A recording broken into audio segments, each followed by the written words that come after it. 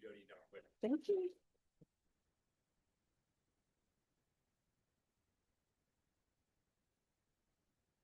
All right, so we are, well, now we covered head, shoulders, knees, and toes, and pelvis. Thank you, Shilpa. We're going to change a little direction now, and we're going to shift into the patient experience. And for this session, my colleague, Dr. Ina Stevens, will moderate. Dr. Stevens, I think we all know her at this point, but she is the spirited energy behind all of this, keeps me on track, and will bring her experience to help this patient discussion. Dr. Stevens is a professor of pediatrics at the University of Virginia. She brings thoughtful, patient-centered approach to managing complex chronic conditions. This session with Dr. Stevens and patients will feature individuals living with Ehlers-Danlos syndromes, sharing their experiences navigating care, daily life, and the healthcare system. Please join me in welcoming Dr. Stevens and our panelists.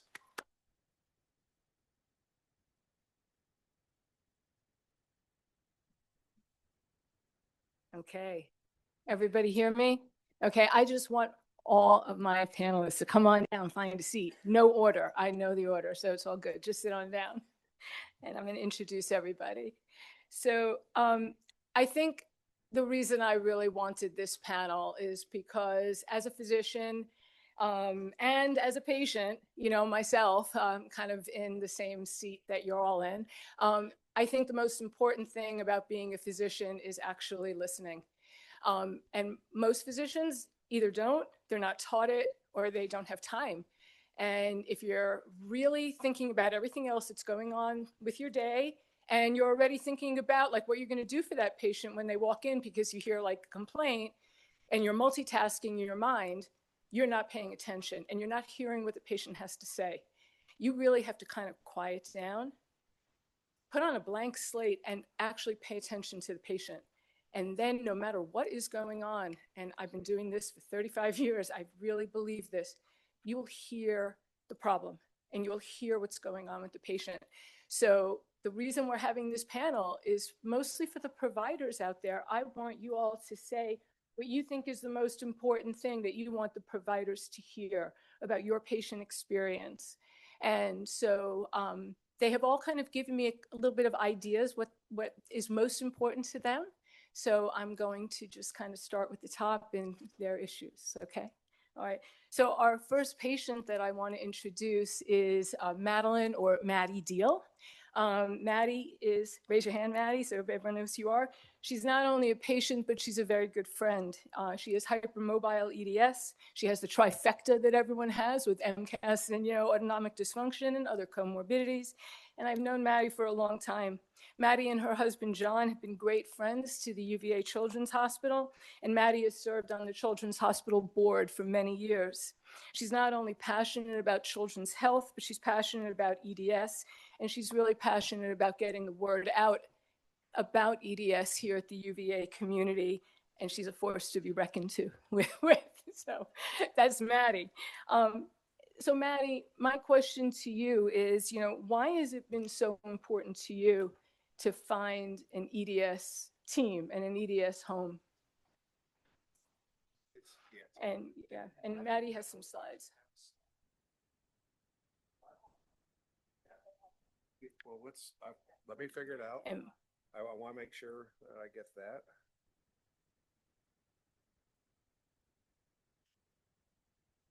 Let's see. Maddie, there you go. Talk.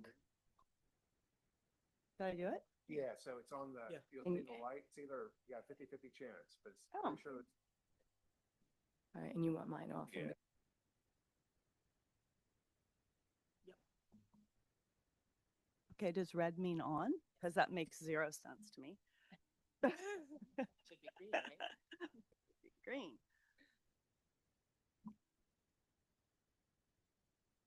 Thank you. I'm seriously going to try not to cry. I have cried for every single presentation so far. So when you said I'm a force to be reckoned with, that makes me laugh. I'm also super nervous, and I left the house wearing my house slipper today. But I have my zebra sock on, so anyway. Okay, I will.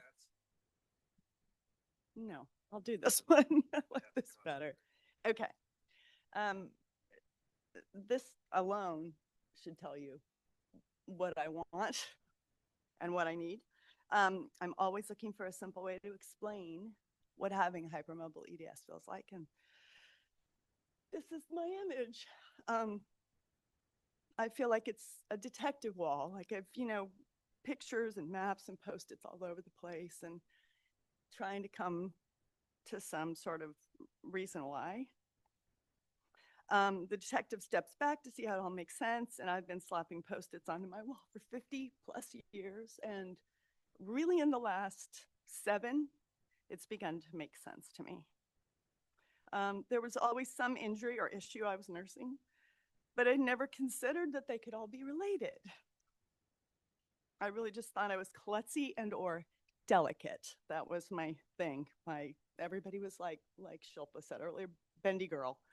But it was funny because I could put my legs behind my head and entertain people. And I just sort of thought, well, this is just how I am. I didn't understand why my knee would come out when I would drive my stick shift. That didn't happen for anybody else. Or how I could sprain my ankle just literally walking shoeless across the floor. I also couldn't handle standing in the sun for longer than 30 minutes if it was like over 70 degrees. And there was always just something. I was the kid, the teenager, the adult that was at, a college football game and ended up in the medical tent because it was just my particular brand of mattiness. So I knew something was off, but nobody seemed concerned except for me. So we just sort of kept on. And for decades, I treated things as they came. I had more doctors than anybody else I knew, and I just couldn't explain it. And there were so many injuries, I began to be confused. I didn't know which one to take seriously and which I should just wait out because invariably they would get sort of better.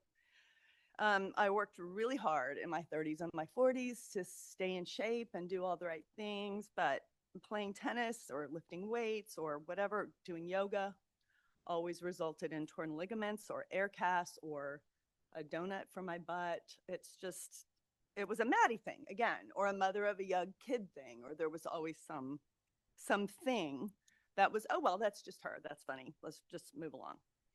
But my symptoms really hit a fever pitch around menopause, I would say. And now that I've seen all these other people present, I'm thinking back to, puberty and just pregnancy, definitely, major events in my life. But around menopause, in addition to worsening chronic joint and GI pain, I started having subluxations and asthma, new allergic reactions to food and basically any clothing. It wasn't even tags. It was just, it could be a seam. It could be, I don't even know, it's cotton. Why would this bother me? I had no idea.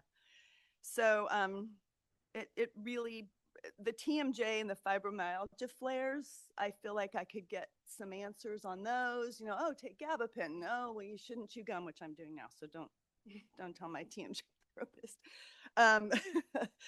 But it really always felt like playing medical whack-a-mole. And I know I'm not alone. So I began to get really worried about myself because I had a lot of dizziness. I was getting POTS symptoms, but again, nothing showed up on testing. So it was always just roll with the punches. You'll get through it. This will get better. Do all the right things, change your diet. If you're not eating well, make sure to exercise, get enough sleep. And then I got a really nasty COVID infection. And then things really seemed to kind of take off. They multiplied along with a cabinet full of prescriptions I couldn't tolerate anymore. So unless I was wearing a brace or a cast, there was nothing to point to. So the default was that it was in my head. That was hard for 2 reasons. There was managing feeling bad physically, and then managing feeling badly about myself for needing so much attention all the time from everyone in my life. And I felt like it was all happening to me regardless of what I did. Like my body was constantly on high alert and I had no control over it. So anyway, excuse me. But at about 55, yes, I'm old. A few key moments really changed everything. My Pilates instructor, who is a dear friend of mine, also my physical therapist, had been working with me through a string of injuries. And she said, I've been hearing more about this Ehlers-Danlos, and I think this could be like the center of everything for you. So we should look into it. And around the same time, I had an unexplained pain in my side and my back. I couldn't sleep on my left side. We did pulmonology, we did cardiology, we did you name it. And my PCP, who is here, I want to give her a shout out because she has held my hand through a lot of stuff. And she always, this is important, and I feel like this has really been sort of a common theme. She always admits when she doesn't know something, which is really valuable to me. So thank you. She sent me to a PM&R doctor. Now we all know what that is, who really has made a huge world of difference for me. And he found a rib subluxation and asked me if I had had any, recent car accident, the litany of things. And I said, no. And he said, has anyone ever mentioned Ehlers-Danlos to you? Because this seems really unlikely that you would have this without some sort of trauma. So I went home and then I dug into the internet and I was like, holy shit, this looks like my life, right? This looks like my wall. And this might be it. I mean, I was actually super excited to have found something. So fast forward a little, and I knew Ina, like she said, through the Children's Hospital. And one day at a very random lunch, I mentioned all my latest discovery, and she's like, I know about this. I know what this is.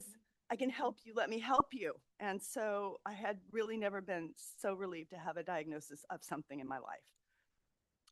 After we got sort of on a roll, I started going to my doctor's appointments with new purpose and better language so that I could stick up for myself.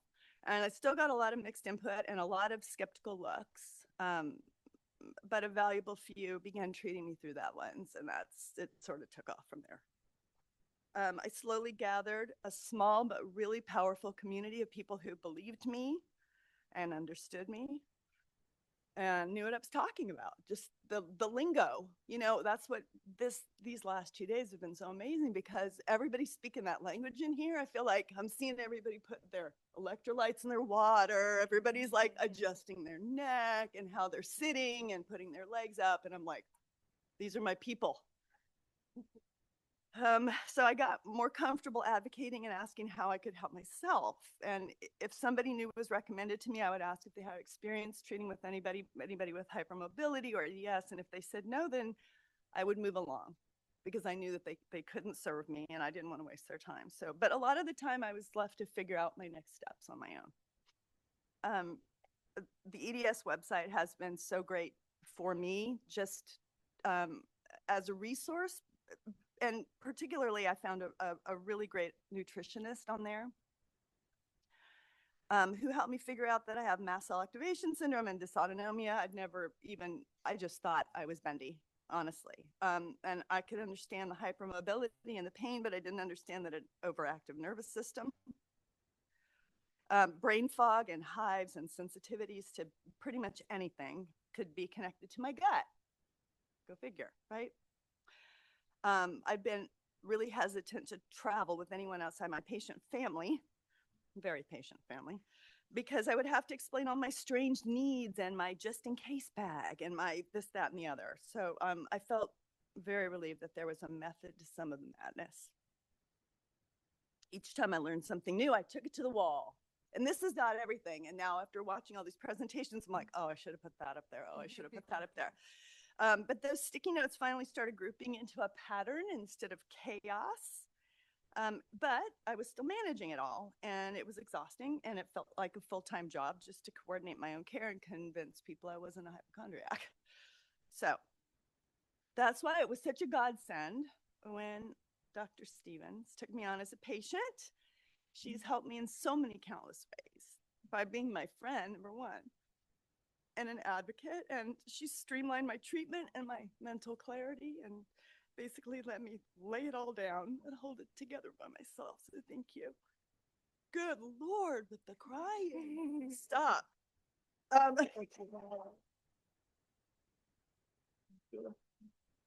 So to wrap up, this new EDS center is literally a dream.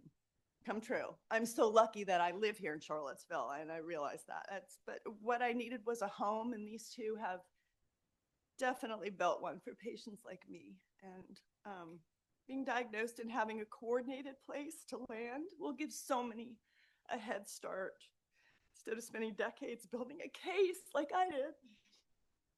It's an incredible accomplishment and really a comfort to know that when people start adding up all their symptoms, there's a place to help them connect the clues. Thank you. Thank you. both so much.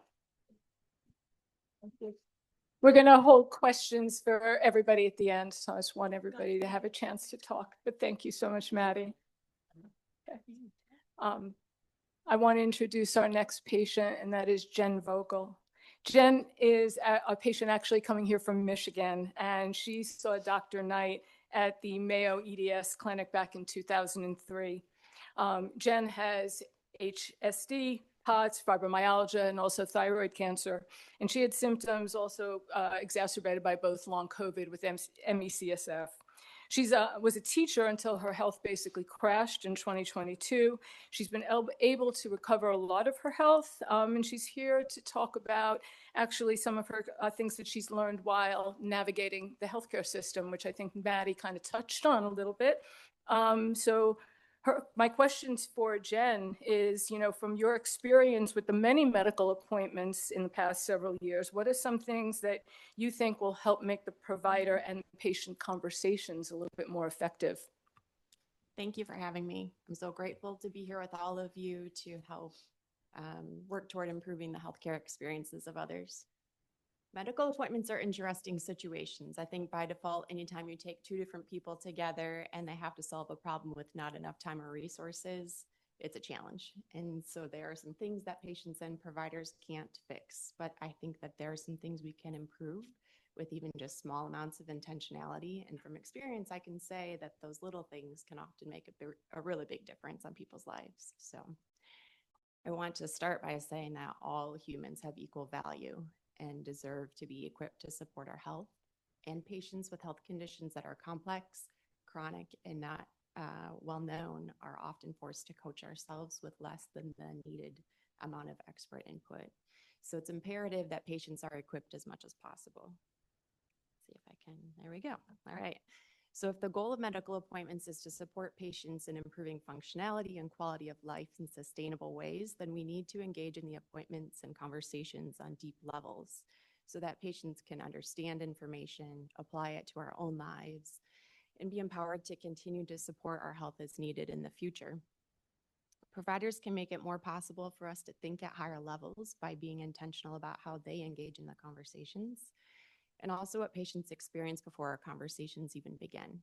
Like many other patients, my medical experiences have led to a lot of anxiety before medical appointments. Anxiety is an obstacle because it messes with my ability to think about what I need to. Just even some things like poor proprioception. I feel like I can never close the loop between predicting and confirming where my body is in space, and that's unsettling. Sometimes I'm coming in after dealing with other issues that have resulted from health problems. I've wondered if I'm going to be safe in the appointment, much less believed, much less actually helped, because that's not always the case.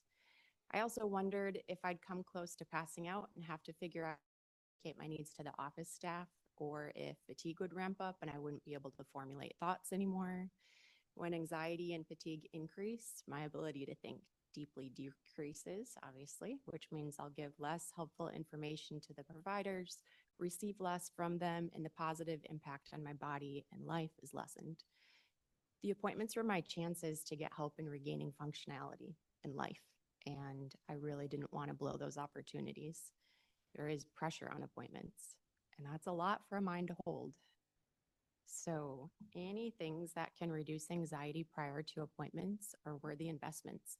I'll do what I can on my end, and there are some things I'd love for providers' offices to do to help. It could be as simple as making a video that shows patients what they see when they navigate from the parking lot to the exam room. I know that may seem unnecessary, but with issues like chronic fatigue, it helped to process as much information as possible ahead of time, so I had more brain power for the actual appointment conversation. Any information I can complete ahead of time is helpful, and I can think and provide the information when my mind is working well, and I don't have to worry about whether I'll effectively articulate in the appointment. Similarly, any educational materials that patients can learn from before appointments that helps us build background knowledge is very appreciated. When patients have access to facts through scholarly articles or other reliable information, the role of the providers is not diminished. Instead, the doors opened for deeper conversations and learning that can transfer into and flex within patients' evolving lives. Patient anxiety could also be reduced with a short welcome video that your patients watch while waiting for the appointment to start. It could be short and sweet. Hi, I'm Dr. So-and-so, and I'm glad you're here today. Thank you for caring about your health, and I look forward to supporting you. I'll be with you shortly. For me, a video like this would ease anxiety because I could see your genuine kindness and know I won't be treated like a burden for being there. Yes, I could sometimes seek out versions of this information on my own, but it took too much energy when I was so sick, and I really needed that energy for daily functioning. So I would love for some of these practices or others to be embedded in healthcare to reduce some of that patient burden and increase meaningful participation in appointments. Patients have a range of abilities and resources, and healthcare ought to work for all of us. Within appointments, questions I have running on my mental back burners are, will I be safe?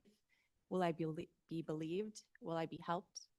Or at least will the door stay open so I can get help from someone else who has the knowledge or is willing to find it? Here are some of the specific things providers said to me that alleviated those concerns. You're safe here, and I'll ask for your consent before touching you. What you're experiencing is real. I can't even count how many times I've had to hear that statement to undo the damage caused by hearing its opposite. Before I saw Dr. Knight at Mayo, one of the first times I felt relief that I was going to be okay was when a specialist said to me, I don't know what this is, but I'll either figure it out or find someone who does know. And I think statements like those are key ingredients to include in appointments. They don't take much time to say, but actually hearing those words and seeing the genuine follow-up makes a huge difference. For patients, we can reflect on our own mental obstacles and identify statements we can say to overcome them. Counseling can be a great resource for this, and it's helped me a ton. So if patients and providers do what we can to help patients enter and experience the appointments with calm minds, we can have some key statements ready to use that work with our situations and that they can effectively communicate what needs to be actually spoken. And then patients are ready for the meat of the appointment. Time is limited, so efficiency matters. Often I can sense the pressure providers have to stay on schedule, and I feel anxious about having to think quickly. The worst is when someone asks me, how is your pain? Because there are all different types of pain I experience in different ways. And do they want a one-word answer or a 2-minute summary?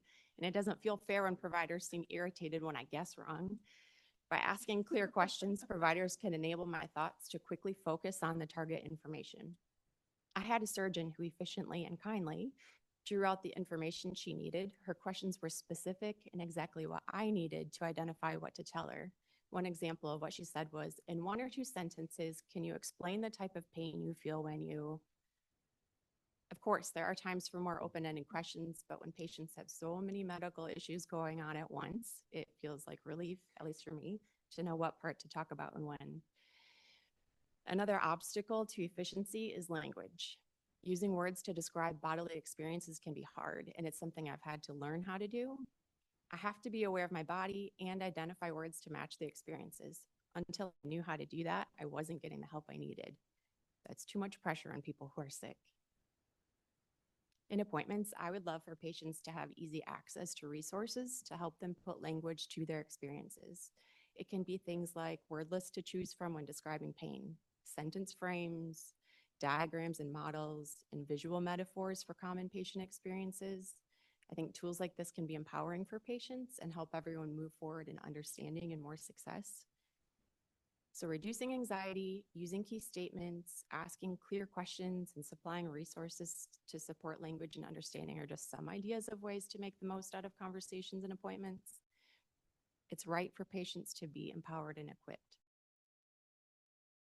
I'm so thankful for the providers I've had who meet me where I am and validate my experiences. They support my education by explaining their reasoning, guiding me toward reliable resources, and treating my questions with respect.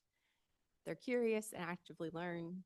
I feel that they respect my worth as a human, no matter what condition my body is in, how well I can articulate my experience, or how well they understand it. My hope is that everyone will be intentional about thinking outside of the box so we can actually support our intricate and diverse bodies, which support our very meaningful lives.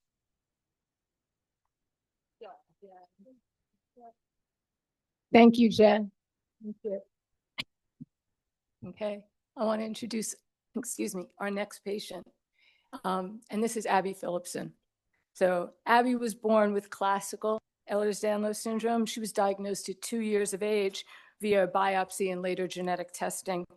After becoming actually the first case of a non-traumatic pediatric spondyloaptosis ever recorded with a complete dislocation of her vertebra, which is very rare even after trauma, she began weightlifting under the direction of her neurosurgeon and has continued to do so competitively, and she still is. 8 years later, Abby, a graduate from the University of Michigan, she is now the Division I strength and conditioning coach, and she manages the Paralympic sports department.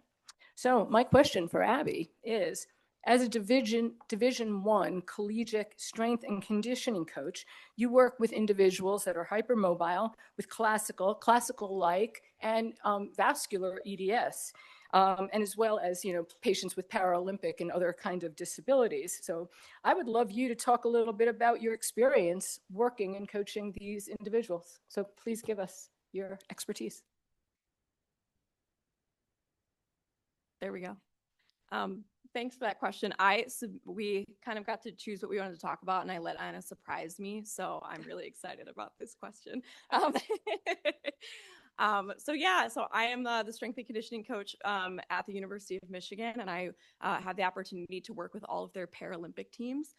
So Paralympians and Paralympic hopefuls can utilize the University of Michigan as a student and play on either wheelchair basketball, wheelchair tennis, wheelchair rugby, best team in the country, adaptive track and field, and I founded the first ever and only collegiate para-powerlifting team, which we actually just went to the Arnold Fitness Festival, which is the biggest fitness fest in the world, and our guy, who does not have legs, benched the most of anybody at the entire professional level competition.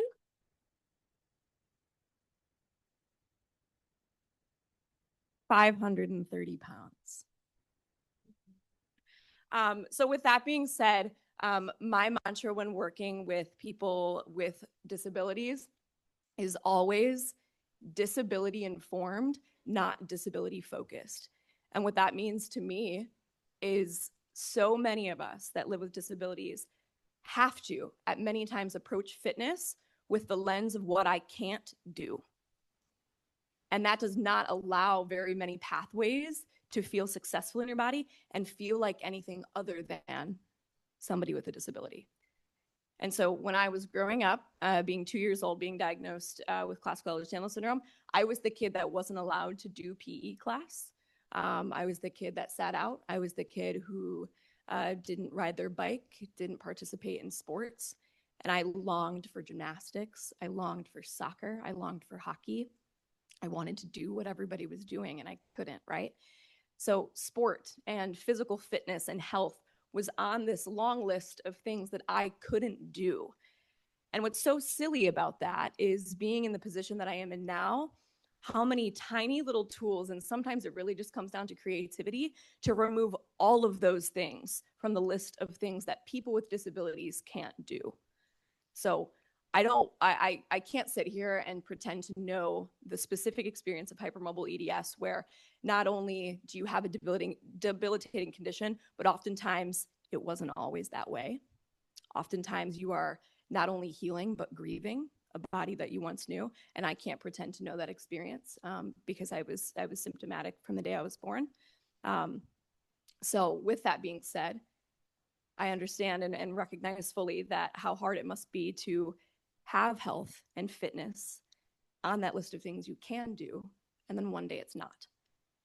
So what I want to share with you today is that with every athlete that I work with, There are absolutely ways every single time where I, of course, am informed about that person's potential limitations or things that could harm their body. But with just some creativity and the exercise principles that we can trust PTs, OTs, physiologists, exercise physiologists with, the principles of exercise don't inherently change for us. We know that muscle is medicine. We know that an improved body composition is medicine. We know that strength and conditioning and cardio conditioning can strengthen heart health and physical health of anybody with any type of disability. And while I want you to hear me loud and clear when I say that, that doesn't mean that we are not going to have probably a journey that looks a little bit like hell for the first little bit while we're acquiring those adaptations that make us feel healthier. It doesn't feel good. And for so many people, they get to feel good from exercise. And that's not necessarily the truth for us, at least not at first.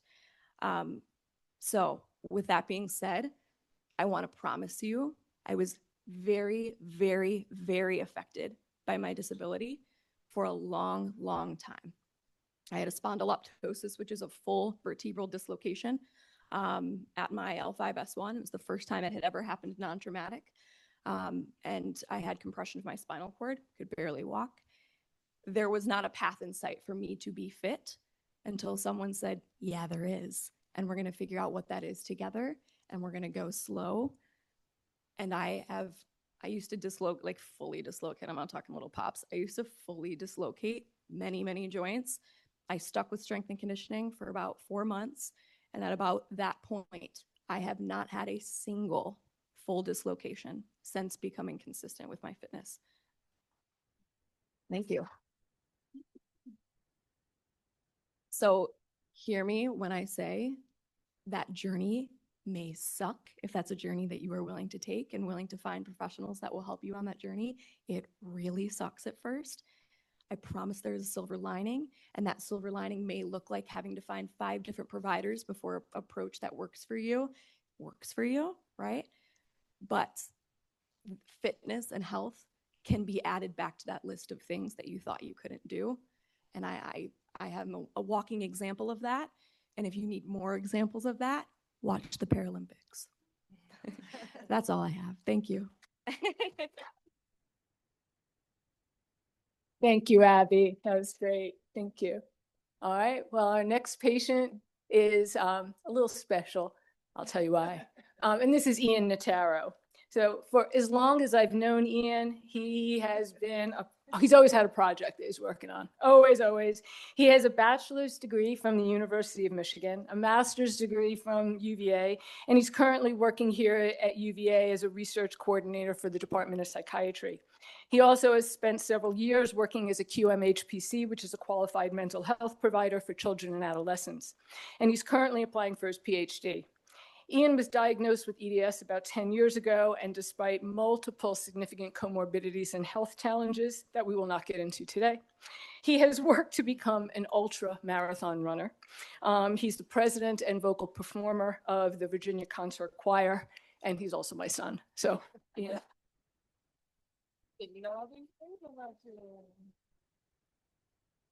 Thank you. Thanks, Mom. I do want to say that is a more flowery introduction that I had written for myself, but I guess that's what you get when your mom introduces you. Okay, so before I start talking, I think this is going to be a great follow-up to Abby's talk that she just gave, and I hope that I think the two will go well together. Before I talk, and also sorry if I cough, I'm getting over a cold from a while ago. This is not at all prescriptive. I'm here to tell you my story with EDS and with running. It is not to say that I think that everyone with a connective tissue disorder is able to do this, and that is something that I completely understand. So I'm here to tell you my story, not saying you should do this too necessarily. And then the second thing is that I know running is a big issue for people with connective tissue disorders that have a vascular fragility component. I am not a doctor. I will not be talking about that today. I have worked with a geneticist and a cardiologist to understand my risk and know what I can do. And if you are someone that wants to get into running or another form of endurance exercise, I would encourage you to do the same. Okay, so my story starts in high school with running, and I wish I could say I was somebody who was a fantastic athlete and then got sick and then had to start again, but I was not a fantastic athlete. I ran some on a track team, but first of all, I was dealing with a lot of joint pain, recurrent injuries, dislocations, and also very serious stomach issues that at the time were undiagnosed. I didn't know why at practice during the afternoon I would feel all the food I'd eaten in the morning, like bouncing around in there still, but I would find out later. So what really happened during that time is that they worked me far too hard. I was, sent out on the 6 to 8 mile runs with the rest of the team because that is something that most teenagers are able to do. And it was absolutely something that was not sustainable for my body. And I needed a lot more training to get to that point where I was able to do something like that. So what happened then is that I went to college and at University of Michigan, and very quickly my health took a major downturn, mostly because of my GI conditions. So I won't go into too much of all the details, but I will say I had a wireless motility capsule study done, and my gastric emptying time was 19 hours, and normal is 4 or less. So things are just really hanging out there. And I ended up losing a very large amount of weight and all of my muscle mass. So when that happened, my joint instability became much, much worse. I was not able to exercise for about 2 full years. And what ended up happening is that I ended up getting a feeding tube placed when I was a junior in college, or the summer between sophomore and junior year. And that really, really sucked. I still have it today. It's been 6 years. It really sucks to get a feeding tube or any medical device placed. But at the same time, I had adequate nutrition for the first time in probably nearly 10 years. And I said to myself, I need to get strong. And what I want to do with this extra energy and this extra nutrition that I have, even though I have to walk around with a feeding tube on my face to get it, is that I want to run. That's just what I want to do. So I started out, I did not start running at that time. I started walking around the track. So I would go to the gym, I would walk around the track for 40 minutes or so. It would be absolutely exhausting. It would take a long time. That's not a lot of miles, maybe 2. And I would be exhausted at the end of that. But it was a good way to start, and I strongly encourage starting that way. When I did actually start running, I did 18 months of walk run, which I really hope there are some runners in the room, because you may know the walk run strategy, and you probably know nobody does 18 months of walk run. So I did this. I did 2 minutes of walking, 30 seconds of running. And I think that, first of all, it really helped me build up my aerobic base. It helped me build up the muscles that I actually needed to run that I did not have. It built up some of that bone density that I very much lost. And yeah, I think the reason that I felt able to do that is because I was coming back from a place of very poor health. I did not go out there being like, well, I'm a young man, I should be running 8-minute miles. I went out there being like, I just want to do something. And when it doesn't feel good to run anymore, I'm going to stop. And I'm going to work up to this extremely incrementally. Something that really helped me during this time when I was sort of thinking, I want to run, I probably still hadn't run my first mile a year in, my first full consistent mile, I've been doing walk run, is that I found other people with different types of EDS and connective tissue disorders and other similar health conditions who were serious athletes, Abby among them. And I've been following her for a long time, and she's been an inspiration to me, as well as Dr. Lally, who we'll hear from later. He also has classical EDS. I Somebody else is my current running coach. Her name's Kristen Conrad. She has a related health condition and a feeding tube. And she is a long distance marathon runner. And I was watching her as well and seeing her run marathons with like electrolytes running through her J tube on her back. And I was like, I think I can do that. Like, it's not. So I connected with her. I became one of her coaching clients. And about 4 years after I had started running at all, I ran my first marathon. That was a big jump, but I want to emphasize I worked up to that distance incredibly slowly, like adding 1 mile to my longest run, like every 3 months. But that really worked for me. I will say another thing that really worked for me is heart rate training, like zone training. I know that not everybody likes that, but for me, it helped a lot to not pay attention to the pace, because then I would be comparing myself to other people, saying, you know, if it doesn't matter what my pace is, it doesn't matter what my mileage is, but if my heart rate's in the 160s, it is whatever I'm doing is too much. I need to stop. I need to slow down. If my heart rate is persistently in the 160s after the run, or even just elevated at all, then I need to recover more. What I did was too difficult. And I shouldn't be, you know, working up to long distance running until I can hold that sort of nice low zone 2 heart rate for a long time. And I ran my whole first marathon and every distance that I've done since in like low to medium zone 2, which is not working super hard. And I'm not super fast, and I am totally okay with that. So I do a few things. I have some tips here. So I also, strength training has been an incredibly important part of my ability to continue running and my ability to do it without getting injured. I had a lot of recurrent injuries in my first few years of running, which is not uncommon for runners, especially those who are just starting out. And I ended up finding a program called PRMD Running with a UVA grad. He's a sports medicine doctor now named Casey Hill. He's in the community.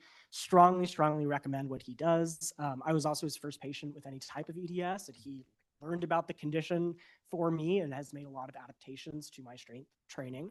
But that, I think, is something that has kept me injury-free in about the last year and a half. That's been amazing. Ankle bracing has been another thing that I have been trying to find the sweet spot on. I have had bilateral prolotherapy like pretty extensively in both of my ankles. I can talk about, if anybody's curious about that and what that looks like long term, I'd be happy to talk about it with you later. There are some downsides to it. It's not a perfect solution by any means, but that and like small behavioral changes in like running slowly, looking where you're going, not trying to like follow people have helped me a lot with like ankle subluxations and dislocations and avoiding those while I'm running. Running with tube feeds on your back during a long distance event. I am also, if anybody is curious about that, I'm happy to talk about it.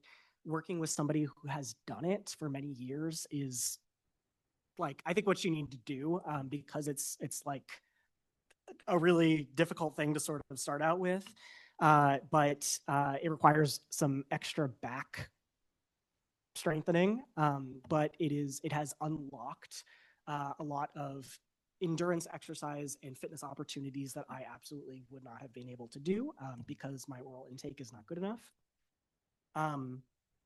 Nourishing and refueling my body after, I was absolutely shocked by the number of calories that I now need to eat to sustain myself as a distance runner.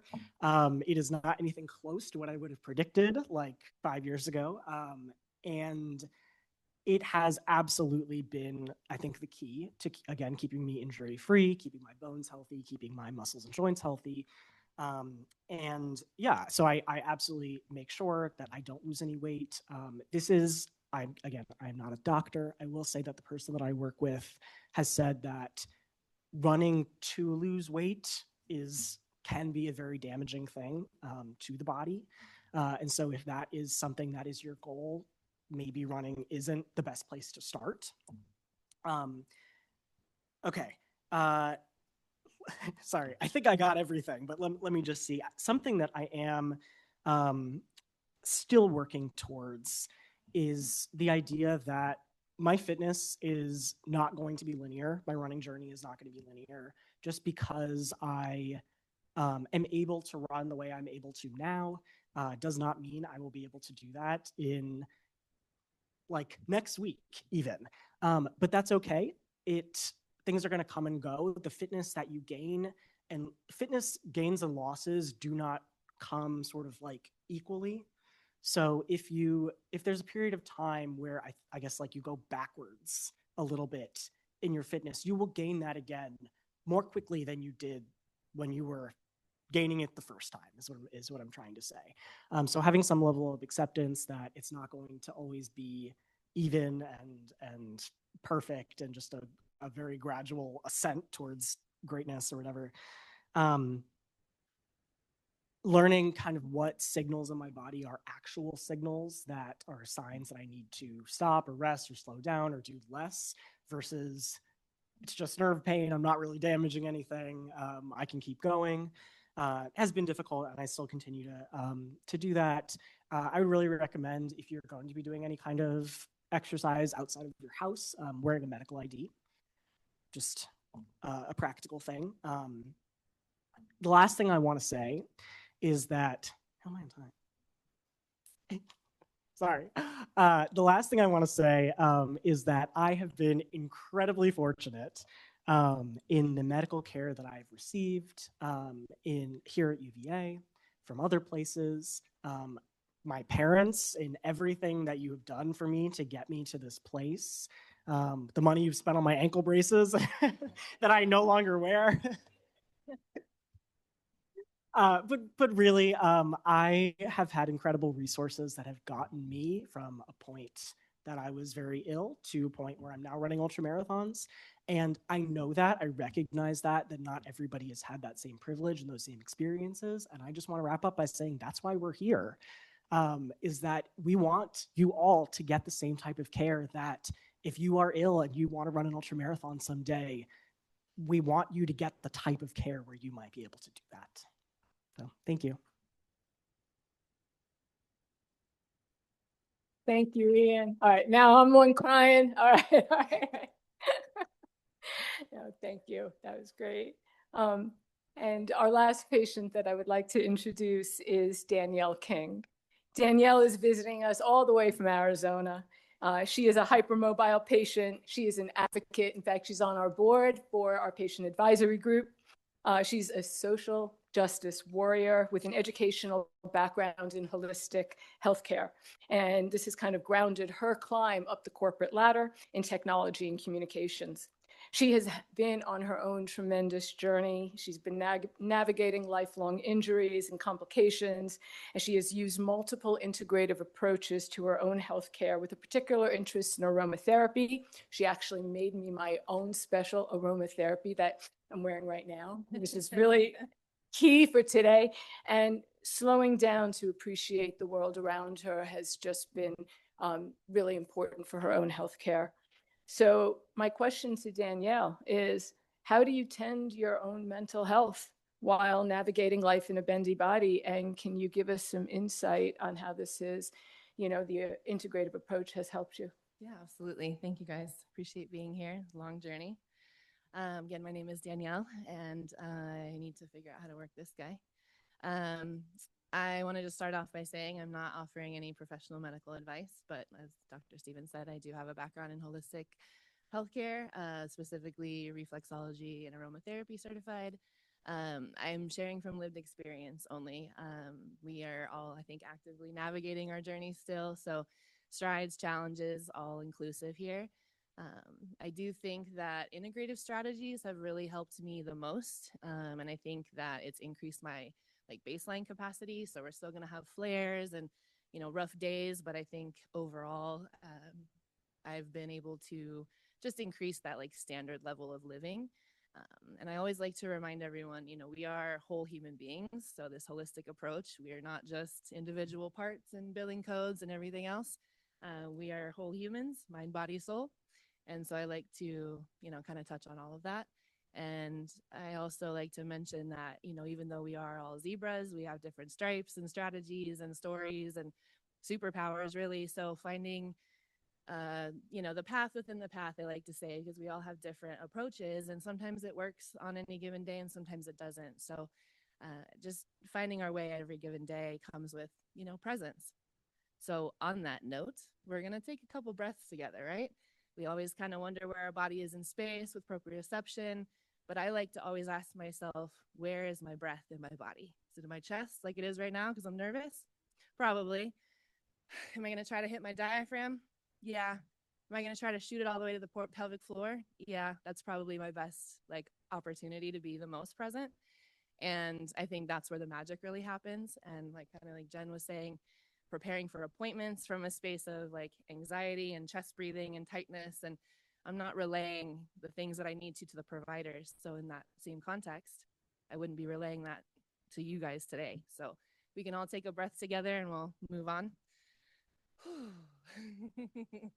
I like to always talk about mental health as part of the whole, because we also mind body again. I like to take a dance approach between an embodied somatic journey, and then I also have bendy body, bendy brain. So I do a lot of intellectual analysis and trying to memorize different protocols and different strategies, but really it's innate wisdom that's gotten me the furthest. And when I quiet everything down, I can really hear the signals from my body and find out what I really truly need, instead of kind of comparing and looking at everybody's journey and thinking that's what I need. It's no, let me just find out and take the time. So I have a couple of notes that I'm going to look at on this one, but I also, a big revelation for me was behaviorally, how has my hyperflexibility and how am I overextending myself, and how am I passing my boundaries and stretching too far, not just in my body, but behaviorally and with my friends and family. And it goes along with pacing and how we're showing up in the world. So really taking a look at some of those aspects has been pretty critical for me. I think that self-awareness really turns into reframing how we talk to ourselves and reframing how we're judging ourselves for where we're at in our journey. And I think that repatterning eventually does happen naturally and organically without it being forced. And that turns into a very big relief. And that gets you back to living a little bit more. So I think it is a gradual process, and being gentle and caring with oneself in that journey is critical. And I think also finding purpose again beyond my diagnosis, beyond my conditions, beyond my experiences, finding my passions again, and losing a lot of things along the line. Mobility, there's been a lot of resources lost my job, lost a lot of things, but there are a lot of things that are also gained once I was able to kind of connect back to who I am at the core, and without all those labels and titles and pathologies and everything else. Finding my true essence, I think, has really helped move things along in my journey. As far as tools and some of my maintenance things, I have some non-negotiables, as far as modalities go. Acupuncture is one of my favorites, reflexology, aromatherapy, obviously. But I do see a therapist once a week, and I go to PT all the time. And these are maintenance things that I know that I can ebb and flow with as needed, but they're staples for me. And osteopathic manipulation is another one. I think the subtle things create the biggest ripples. So I've had a lot of really good success with that type of work, because it helps with the nervous system and it helps with everything as a whole, and we're not just treating the body part. Patterns and behaviors as well. I mean, how we talk to ourselves, how we think about things, but also our holding patterns and how we're driving, how we're sitting, how we're doing all these little minute things. And having that mindfulness and awareness of that comes from, the meditation part, and being able to make those subtle adjustments has really helped. And then I could probably give a whole talk on hazard and harm, right? We can address a couple of elephants in the room. I think a lot of people have talked about it though, which is great. The trauma-informed practitioners, there's a lot of systemic hoops and loops we have to jump through as patients, and we don't have the energy for that. So it can be very draining and exacerbating of the symptoms. we're walking through a for-profit industry, to be honest. And so we have a lot of wizards in white coats, obviously, but it's a hard path to find those people that are willing to kind of meet us where we're at. And so there's a lot of other gaslighting and discrimination, stereotypes, racism, lack of resources. There's so much that patients are actually battling that can impact every bit of our health. Support and safety, same thing. How hypervigilant are we? Like, what is our nervous system telling us about the situation that we're in? I'm pretty quick to like determine if the energy is right with the provider. So if it's just not a good fit because they can't help me or I can't help them be a better provider, we got to move on. It's not a good fit. And I think there's also the sense of safety and like our basic needs met, but also that perceived sense of safety because that nervous system work needs to get done. And the trauma can surface at any given time, even if we do really good work on ourselves. So I think that energy and feeling safe to be able to lay it all out and have someone come in to help and be a part of the team is a pretty critical thing. And so I appreciate like Shilpa, Jody, you guys have all mentioned today, even trauma-informed practices and things that are so critical and can be make or break, honestly, in someone's recovery. Environment and lifestyle, I mean, there's like, do we have leisure activities? Does anyone know what that is anymore? Do we have work-life balance? Like, what are our stressors? What is the psychosocial aspect of things? I personally like to pair a simple pleasure with a medical appointment because I'm always going to medical appointments. So you better believe I'm going to like stop off at a park or do something else that, you know, balances and brings me joy. Same thing with like time and stress management. I don't like to say management per se, but like, what is my relationship with time? Am I giving myself an extra buffer? Am I rushing to appointments? Like, how am I showing up in that way? And then I think I appreciate, again, Shilpa, you talking about the female cycles even. I mean, tuning into that has helped me know when I'm having more fatigue or when I'm going to have more energy or when I'm going to be more bendy or, you know, be more prone to injury. So I think tending to those types of stressors and those types of things has really helped me kind of navigate and be more present in my body to know what those signals are and know when I need rest. I think I told you yesterday, we do our best when we rest. And that has been a critical piece. Let me just skip on forward because I think we're short on time here. I had to kind of look at when things were just crumbling and falling in my life. I had to really pick up the pieces and develop some pillars. It's an evolving practice, but these are a lot of like basic essential needs that we don't always tend to. So for a while, I didn't have access to safe mobility. So like I put on the one side, hydration, sleep, nutrition, meditation were my basics. That was my core for a while I was really deep in recovery.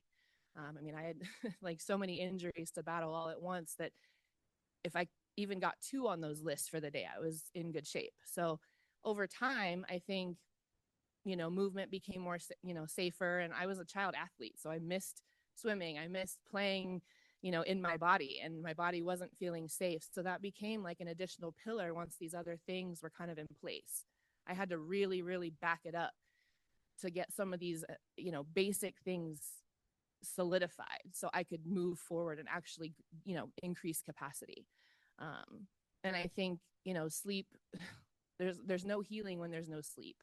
And I was in a very stressful, high level stress corporate position and dealing with a lot of discrimination and retaliation and just, you know, disability harassment, honestly, in the workplace. And so these things were not happening for me. I wasn't moving forward in my recovery. There was complete exacerbation. And so I think the big takeaway here is, you know, I had to do the next best thing and just take it inch. My dad's a ex-football player. So he would always say, inch by inch is a cinch, yard by yard is hard. Right. So I had to really, really break it down to the basics. And that's what has really lifted me off. And I always say the fastest way to get there is to honestly go slow. Because life definitely showed me how to slow down when I didn't do it on my own. So in sense of time, because I know we want to get to questions, I think the other piece that I want to mention here is my gratitude practice. There's a lot of like doom and gloom when you're living in a body that isn't really always on the same team as what you think. And so reframing has really helped me, and giving thanks for things like clean water to drink and a roof over my head. And just, we get so caught up in all the rigmarole of some of these things. And it's just really important to remember like how blessed we truly are, like even in this system with these resources and, people on our team. So, thank you everyone for being here. UVA Health, new center, Dr. Stevens, Dr. Knight over there, Nurse Jessica for believing in me this whole route. You guys have seen a lot of this journey so far, and so I appreciate you allowing me to come here and share it today. Thank you. Thank you so much, Danielle. That was a pretty intense patient panel. There's a Yiddish word. I'm all verklempt. My kids know it. Anyway, are there any questions from the audience to our patients? Yeah. Yeah.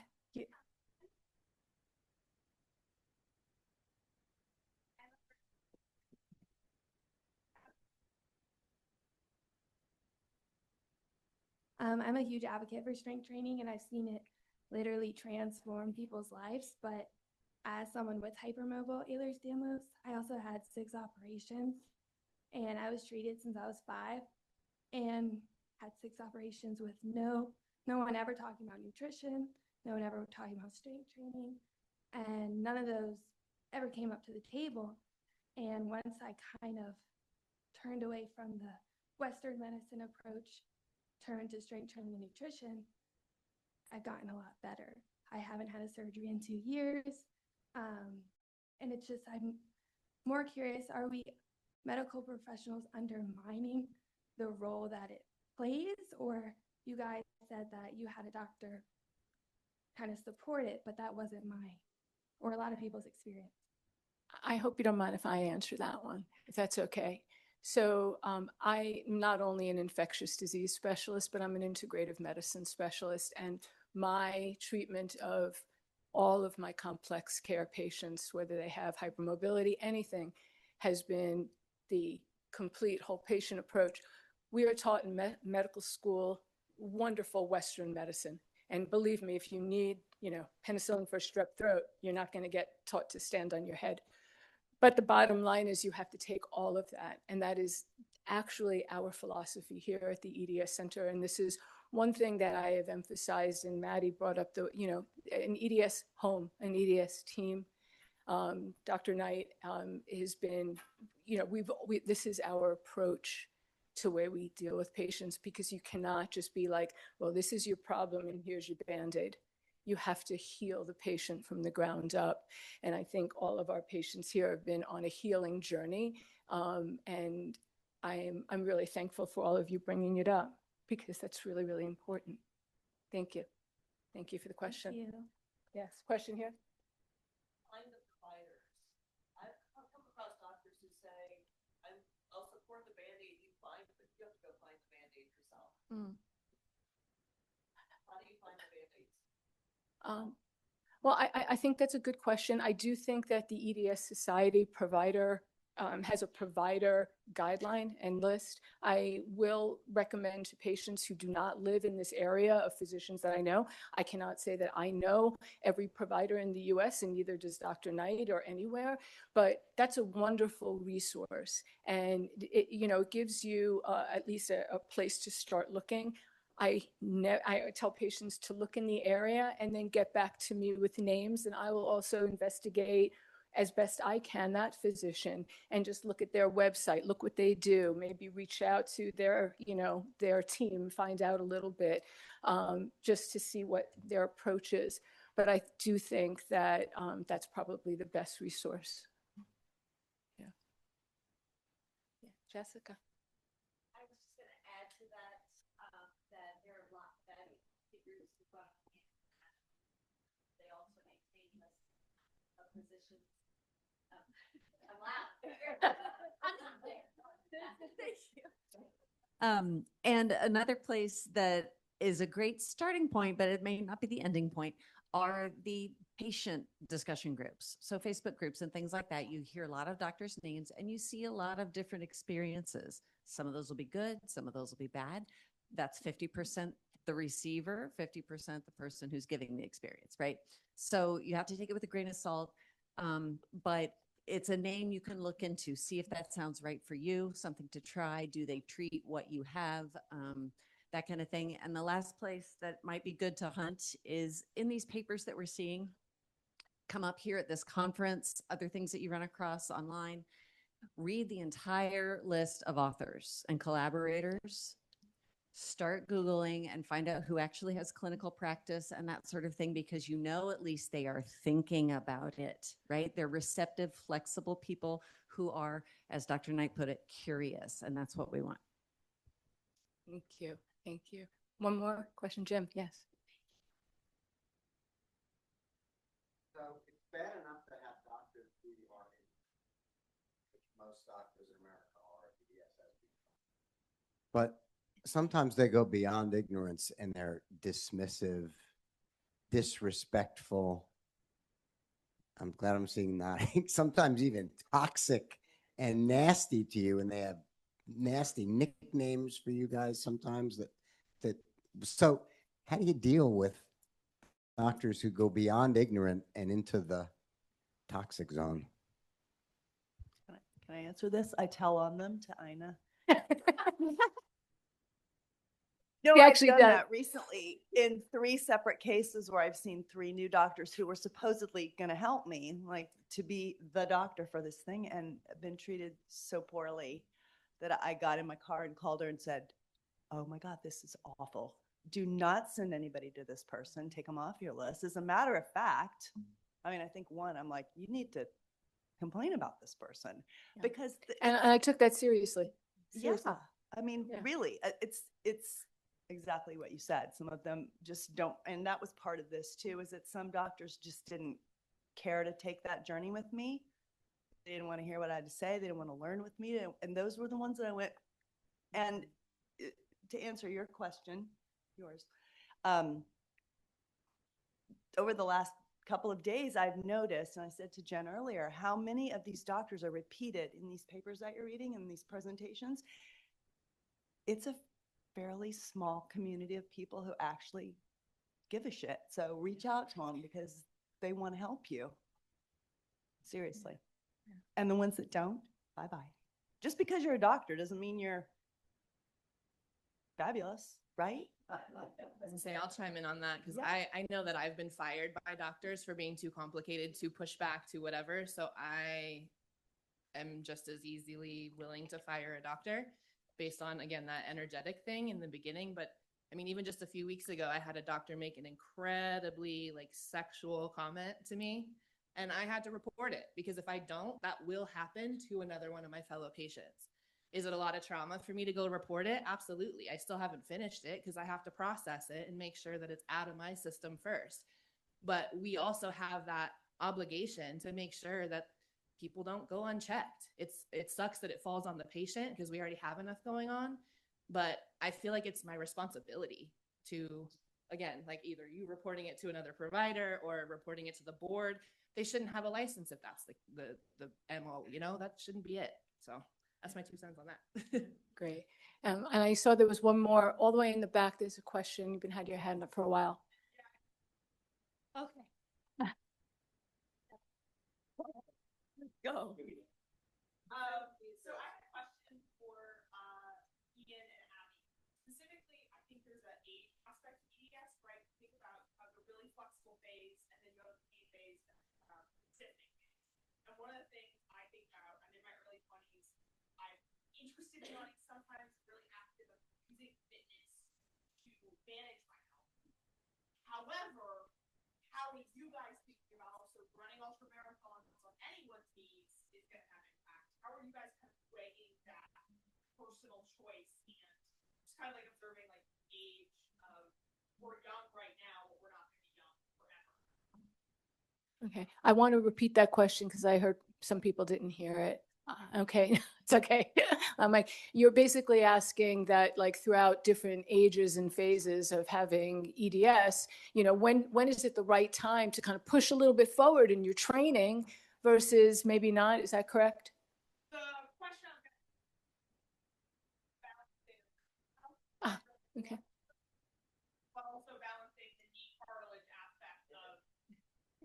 Got it. All right. I think you all heard that. So go ahead. Okay, so first thing I want to say is that we've all probably had an experience with exercise where it's being used only as treatment and then we don't get to enjoy it, which I think is really crappy. It's a really crappy experience of having EDS. It's like your doctor tells you, oh, you have to go work out or you're going to die, versus like other people are like going like, oh, I'm going to go play basketball outside for fun. I'm like, what do you mean for fun? Right. So it's different for us. Like it inherently is like this, it's always this like cost, like how much is it going to cost me to go do the thing that I know is going to eventually make me feel good, but it's like, it's not fun. It's inherently not as fun for us. So I think that's a huge piece of it. So where I think, sorry to get away from like your question, but to address physicians in this room, remember that we're people, we're real. If you were here yesterday, we're real. And fitness deserves to be fun for us too and enjoyable like it is for everybody. And if it's just being prescribed as this thing to like make you better, it doesn't feel realistic to us because nothing else has made us better, right? So it doesn't feel like something that I want to go do. It doesn't feel realistic for this to just be prescribed as something you have to do or you're going to be in bed all day for the rest of your life. And I was like, okay, yeah, got that a couple times. But with that, I think it's not about like, you have to run because running is really good for cardiovascular health. You have to go lift weights because it's good for joint instability.